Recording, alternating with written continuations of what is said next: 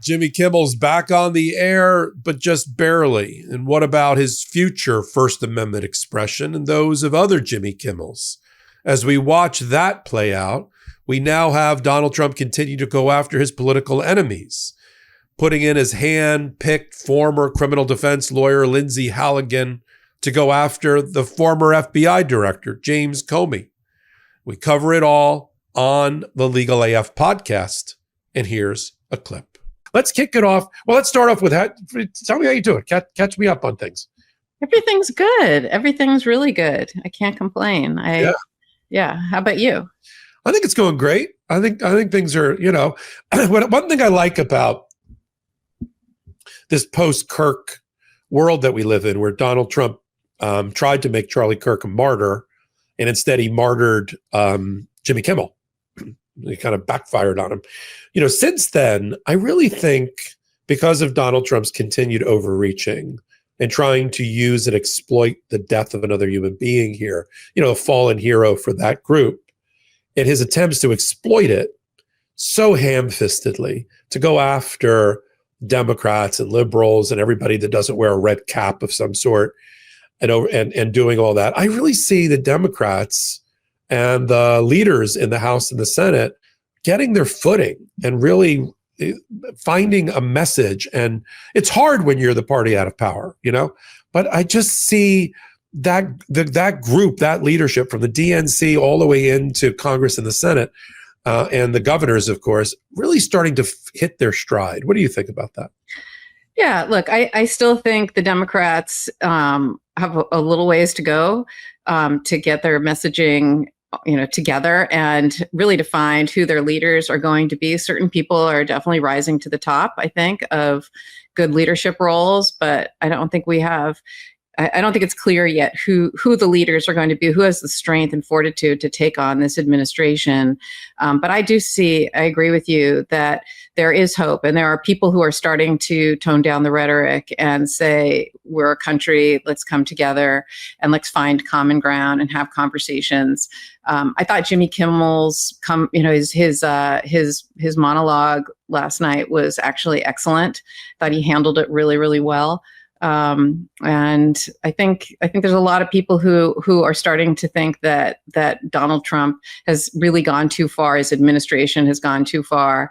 And, that display at the United Nations was very odd to me. He in addition to being dangerous, he really did not look well. He really looks more insane than usual. And I think people are starting to see that. And I'm hoping that we're going to course correct back, because things are really, as one commentator I heard say, said basically, this is a break glass moment that we're in, right? In case of emergency, break glass. I kind of agree. And I think Donald Trump is crossing a lot of bright lines. So not that he hasn't already, but he's even crossing the bright lines for others, right? And so hopefully that'll start to bring us together a little bit more. So I am feeling a lot more hopeful. Yeah. We always said that we founded Legal AF for the break the glass moment, our break glass moment might be different than others. That's true for sure. Speaking of a Department of Justice out of control and lawlessness and all, we've got the reporting as we came on the air that we may have the explanation as to why Donald Trump was in such a rush 48 hours ago when he chastised Pam Bondi in social media posts with this urgent Pam. I was like, okay, we're holding a staff meeting right now in social media postings. All right, go. Pam, we're running out of time. You must bring these charges against my political enemies. And he listed Comey and Adam Schiff and Letitia James by name, which is playing right into the hand of the vindictive prosecution crowd and defenses related to that. And then Lindsay Halligan, Lindsay, she loves you. She likes you, Lindsay. You should hire Lindsay. And then suddenly, a day later, after actually Pam Bondi didn't want to hire Lindsay, she hired Lindsay, and Lindsay has now been nominated. Lindsay Halligan has been nominated to be the U.S. Attorney for the Eastern District of Virginia, the proud Eastern District of Virginia. Virginia, one of the original 13 federal districts starting in 1789, is now headed by a person who was an 8-year insurance defense lawyer in Florida. If some of you are thinking, I've never heard of Lindsay Halligan, you wouldn't under any other circumstances in her career, except for the fact that she was picked, maybe because she's, well, I'm going to show a clip of her in a minute.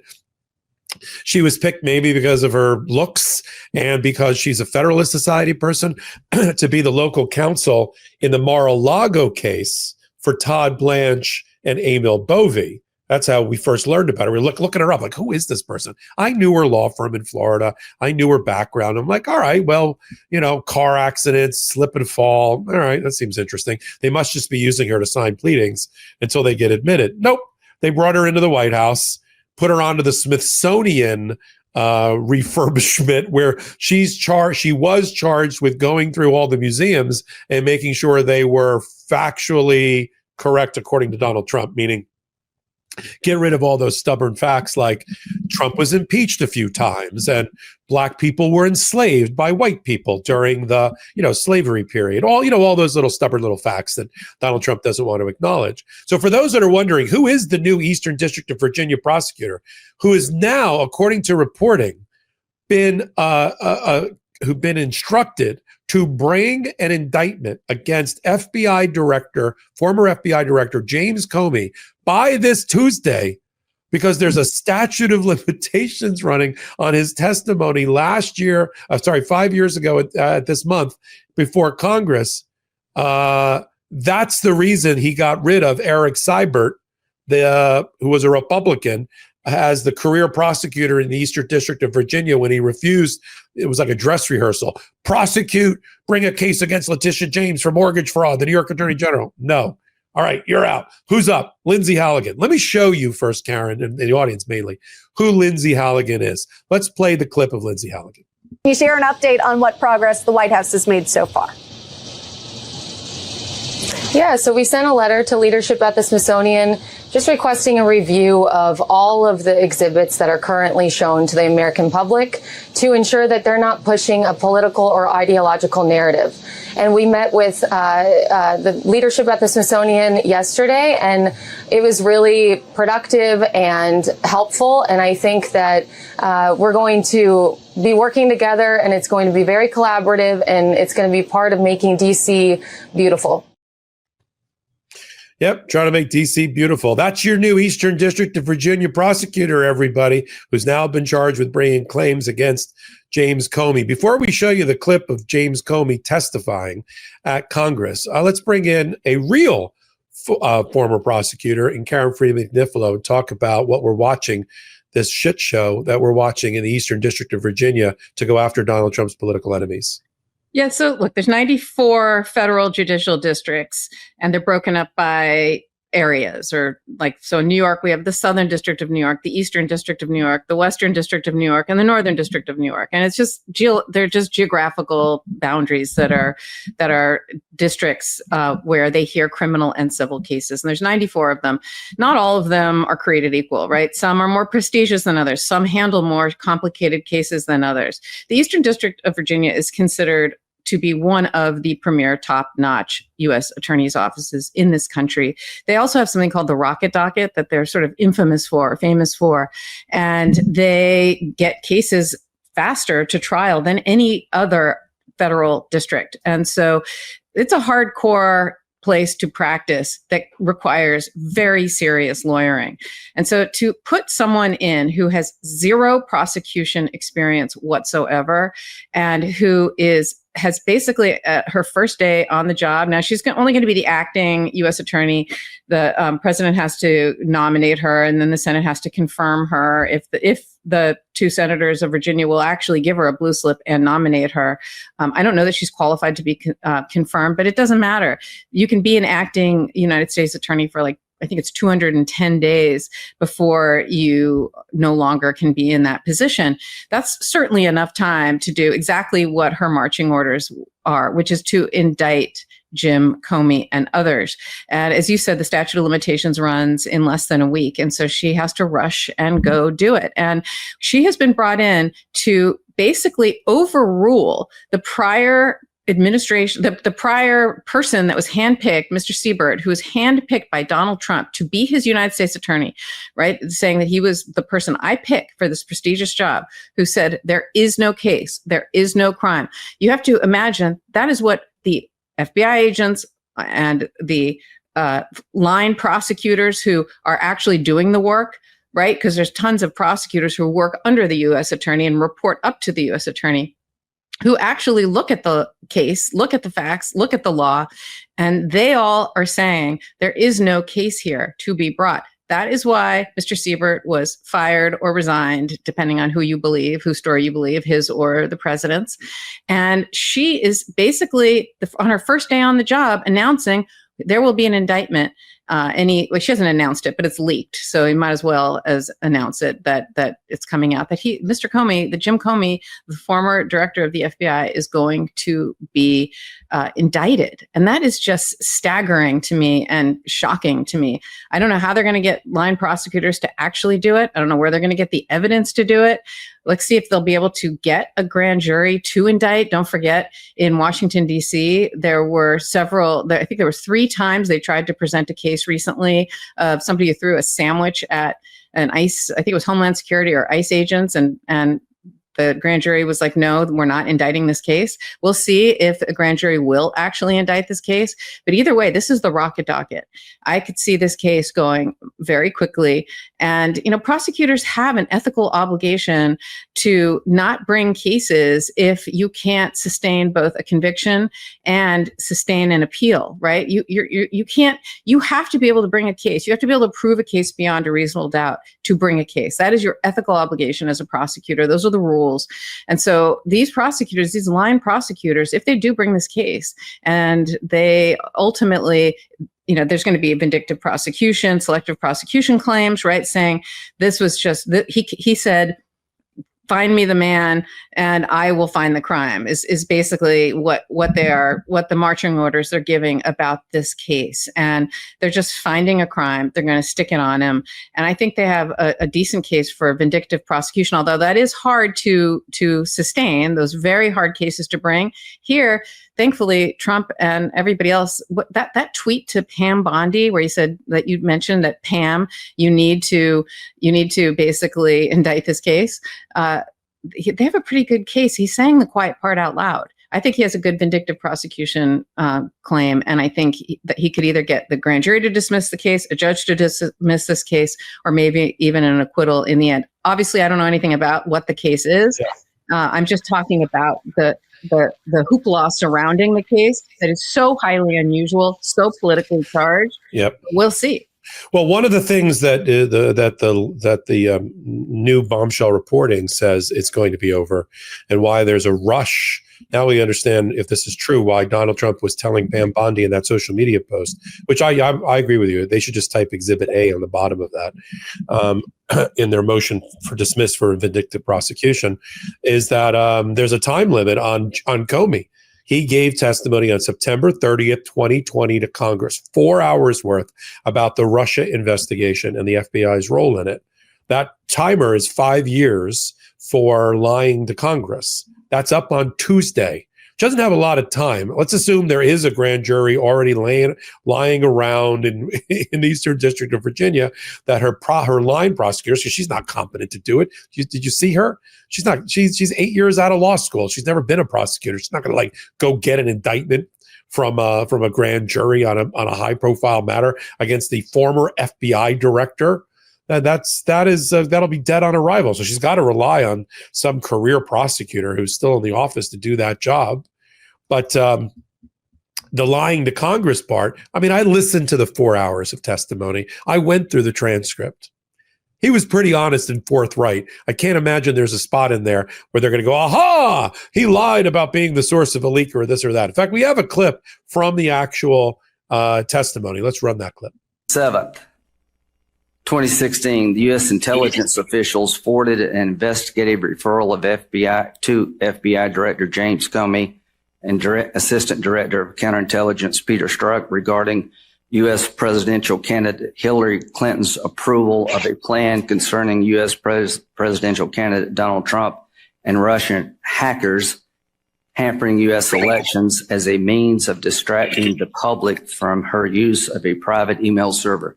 You don't remember getting that or being taught? That doesn't ring bells with me. Okay. Well, that's a pretty stunning thing. It didn't ring a bell, but it did come to you. Let's just end with this. You get this inquiry from the Intelligence Committee to look at the Clinton campaign, basically trying to create a distraction, accusing Trump of being a Russian agent or a Russian stooge or whatever to distract from her email server problems. And how far-fetched is that, Mr. Comey, when we now know that the Democratic Party through Fusion GPS hired Christopher Steele, a foreign agent who had a very strong bias against Trump, who hired a Russian subsource who the FBI believed to be a Russian spy to compile a dossier that was a bunch of crap to be used against an American citizen working for the Trump campaign. You already knew that. Seems to me you'd want to investigate other allegations, but you're telling me that you don't recall this. I'm sorry, Senator, is there a question? Yes, you don't recall this inquiry I just read about September the 2016. No, as I said, it doesn't. Again, do you remember being told? But it doesn't sound familiar. Do you remember? And that went on for 4 hours. I love the wind up, all of these long-winded speechifying by people like Lindsey Graham and him just sitting there, Comey just sitting there very calm, cool, and collected saying, the whole thing you just said about Hillary Clinton being involved with a conspiracy to take down President Trump, I don't remember getting that memo. I'm sorry, sir. So, I mean, what's interesting, Popak, is how do you prove that he lied about his memory? Right. That's what's interesting. Even if whatever the underlying facts are about whether he leaked information, or there's all kinds of theories about what he lied about, what they're going to claim he lied about. Yeah. And if his answer is, I don't recall, that's very different than yes or no or lying. Right. Importantly, he's not the source of a leak. Right. I mean, which could also be a memory issue as well. But I wanted to show that to our audience so that if it is about his memory, I think you're right. I don't know how they're going to get a grand jury to indict on that. Just the fact that, it's almost like they did a test run on Letitia James with Eric Seibert. They said, well, why don't you indict on Letitia James and mortgage fraud? And he said, what's the mortgage fraud? Well, she checked the box that it would be her primary residence. Let me get this straight. The lender thought that the New York Attorney General, who lives between Albany and Manhattan, was living in Virginia as her primary residence while she was still in office. Is that even a thing? And it turns out that there was a power of attorney that she gave to her niece to close on the house for her father, and that the lender knew at all times that this was not, of course, going to be her primary residence. Maybe they gave her the equivalent of an interest rate that's the equivalent of having it be your primary residence, but nobody was defrauded at the bank, and certainly no criminal intent. But that was the test, apparently the test run. Let's see if Seibert will do this. Oh, he won't do it? Oh, you're fired. What's the grounds? Oh, the Democrats supported you. He got 2 blue slips in May. This is now almost October. And I think you're exactly right. They don't care about blue slips. They're just going to put her in some sort of special acting attorney role long enough to indict as many people as she can that's on Donald Trump's shit list. And then leave the bag of shit cases for somebody else. Absolutely. And the weird thing about Comey, but he's a sore winner. We on the other side of the aisle, we blame James Comey because he held a press conference in July leading into the 2016 election in which he basically tarred Hillary Clinton and said, I don't know, she was using an email server. I'm making a recommendation and a referral to the Department of Justice in July of the election year. And so we've never forgiven him. And he's spent most of his time now sort of in the lion in winter trying to recover from that. He's written books about it, and he never thought.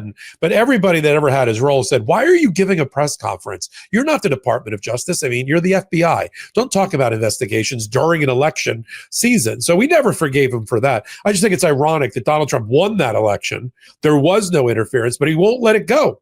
It's like, oh no, Lindsey Graham maybe asked him a question and he said no, and it's not. Oh my God, will you get over it and stop wasting our time? And then look at all the people, Karen, that are willing to sacrifice, if they ever had it, their professional ethics and their morals in order to get this job. I mean, Lindsay Halligan, if she wasn't told directly by Trump, she had to have been told by Stephen Miller or other people in and around Donald Trump that you're getting this job for a reason, Lindsay. Don't screw it up. Come on. We know that happened.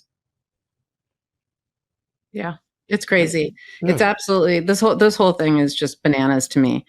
So we'll see. I mean, I can't believe they're going to actually bring these crazy or try. Welcome back. We sit at the intersection of law and politics so you don't have to. We do it on the Midas Touch Network. We do it on Legal AF YouTube channel. Go over to Legal AF YouTube channel, hit the free subscribe button. And if you want to become a full-fledged, card-carrying member of Legal AF, it's the Legal AF podcast on the Midas Touch Network. It's the Legal AF YouTube channel, and it's the Legal AF Substack. Now you're fully embracing everything that we do on Legal AF and helping us get across that finish line. I'm glad you're here. I'm Michael Popak. Help us with the podcast. Regularly in the top 40, top 50 of all podcasts on YouTube and on Apple as well. That's all because if you come over, listen to us on audio, just plug in Legal AF wherever you get your audio podcast from. Watch us on YouTube. Leave comments, leave reviews, 5-star reviews, and all of that. It all helps. It's the hummingbird theory. So until my next report, I'm Michael Popak. Can't get your fill of Legal AF? Me neither. That's why we formed the Legal AF Substack. Every time we mention something in a hot take, whether it's a court filing or a oral argument, come over to the Substack. You'll find the court filing and the oral argument there, including a daily roundup that I do called, wait for it, Morning AF. What else? All the other contributors from Legal AF are there as well. We got some new reporting. We got interviews. We got ad-free versions of the podcast and hot takes. Where? Legal AF on Substack. Come over now to free subscribe.